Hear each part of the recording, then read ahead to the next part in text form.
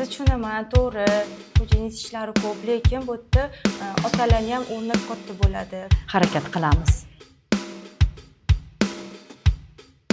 Azizaxon, Omina 4,5 yosh.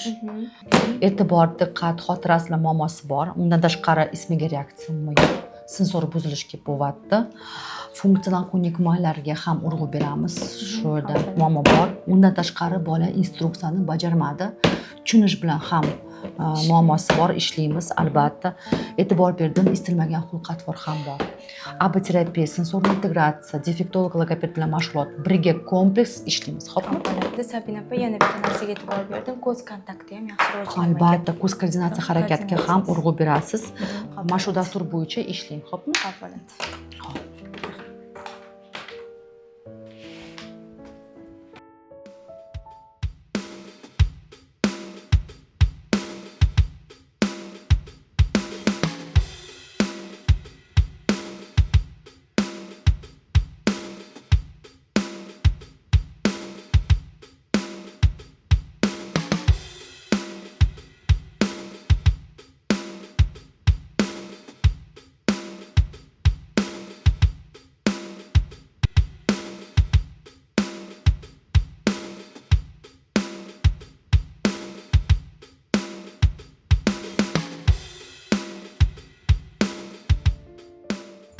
Azizaxon, mashg'ulotlarimiz qanaqa o'tdi? Yaxshimi? Mana bugun birinchi kun mashg'ulotlarimiz yaxshi o'tdi. Молодец. Sizga yana uyga vazifalar ham tashiyman. Uyda ham siz yoki xo'jayiningiz birgalikda ishlashingiz kerak bo'ladi.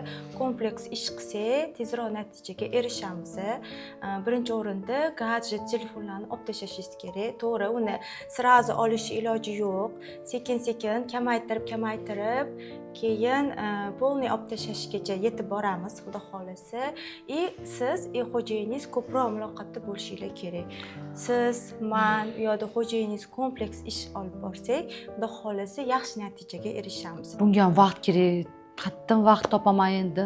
Albatta vaqt kerak, lekin shunga harakat qilishimiz kerak. Yaxshi natijaga erishishimiz uchun harakat qiling, ko'proq muloqotda bo'lishga bola bilan. Harakat qilamiz.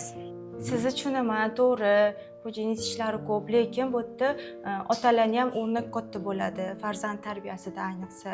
O'shaning uchun xo'jayingizlarga ham tushuntiring, birgalikda ishlamasak bo'lmaydi deng. Bolani kelajagi uchun hozirdan harakat qilishimiz kerak bo'ladi. Xo'p, mayli, tushunarli. Rahmat kattakon. Rahmat sizga ham, yaxshi yetib olinglar. Rahmat. Xayr, sog' bo'ling. Mayli, xo'p, yaxshi yetib olinglar, sog' bo'linglar.